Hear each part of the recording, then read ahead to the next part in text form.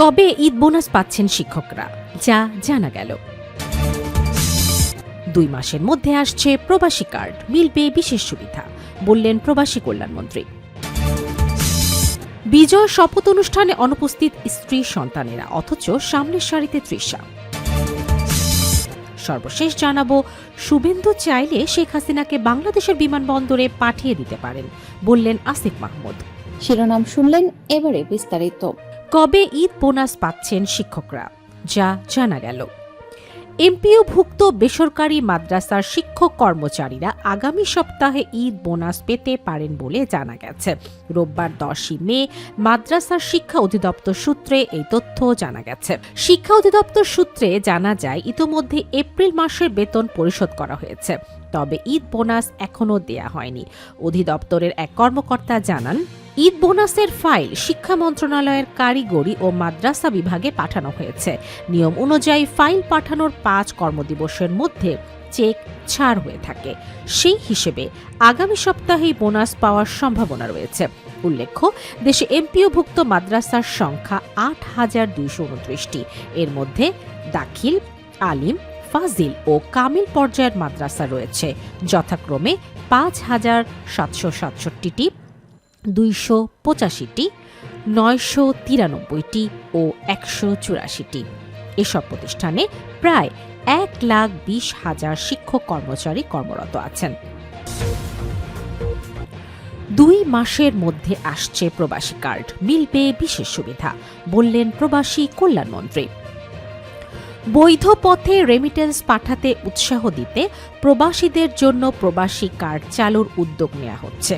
দেশের আর্থিক উন্নয়নে তাদের অবদানের স্বীকৃতি হিসাবে এই কার্ডের মাধ্যমে বিশেষ সুযোগ সুবিধা থাকবে। এছাড়া প্রবাসীদের মরদেহ সরকারি খরচে দেশে আনার উদ্যোগও নেওয়া হবে বলে জানিয়েছেন প্রবাসী কল্যাণ ও বৈদেশিক কর্মসংস্থান মন্ত্রী আরিফুল হক চৌধুরী। জাতিসংঘের 2য় ইন্টারন্যাশনাল মাইগ্রেশন রিভিউ ফোরামে অংশ নিতে যুক্তরাষ্ট্রের নিউ ইয়র্কে আছেন প্রবাসী কল্যাণ ও বৈদেশিক কর্মসংস্থান মন্ত্রী আরিফুল হক চৌধুরী। তিনি বলেন, প্রবাসীদের দেশে বিনিয়োগে আকৃষ্ট করতে বিশেষ পরিকল্পনা নেওয়া হচ্ছে। দেশের আর্থিক খাতকে শক্তিশালী করতে যারা বৈধ পথে রেমিটেন্স পাঠাচ্ছেন, তাদের জন্য আগামী 2 মাসের মধ্যে প্রবাসী কার্ড চালু করা হতে পারে। এই কার্ডের মাধ্যমে বিভিন্ন সুবিধা পাওয়া যাবে। এর মধ্যে বিমানবন্দরে দ্রুত ইমিগ্রেশন, দেশে অবস্থানকালে নিরাপত্তা এবং সম্পদের সুরক্ষা অন্তর্ভুক্ত থাকবে। তিনি আরও জানান, যারা বেশি রেমিটেন্স পাঠাবেন তাদের জন্য বেশি লজিস্টিক সাপোর্ট দেয়া হবে। বিজয়ের শপথ অনুষ্ঠানে অনুপস্থিত স্ত্রী সন্তানেরা, অথচ সামনের সারিতে তৃষা। তামিলনাড়ুর নতুন মুখ্যমন্ত্রী হিসাবে থালাপতি বিজয়ের শপথ গ্রহণ অনুষ্ঠান ছিল রাজ্য রাজনীতির অন্যতম আলোচিত আয়োজন। তবে রাজনৈতিক এই ঐতিহাসিক মুহূর্তে সবচেয়ে বেশি নজরে কেড়েছে তার পরিবারের অনুপস্থিতি এবং অভিনেত্রী তৃষা কৃষ্ণানের উপস্থিতি। আর তা ঘিরেই নতুন করে শুরু হয়েছে ব্যক্তিগত জীবন নিয়ে জোর আলোচনা ও জল্পনা। রোববার 10 মে চেন্নাইয়ের জওহরলাল নেহেরু স্টেডিয়ামে আয়োজিত শপথ অনুষ্ঠানে বিজয়ের বাবা S.A. চন্দ্রশেখর এবং মা শোভা চন্দ্রশেখরের উপস্থিত থাকলেও দেখা যায়নি তার স্ত্রী সঙ্গীতা স্বর্ণালিঙ্গম ও 2 সন্তান সঞ্জয় এবং দিব্যা সাশাকে।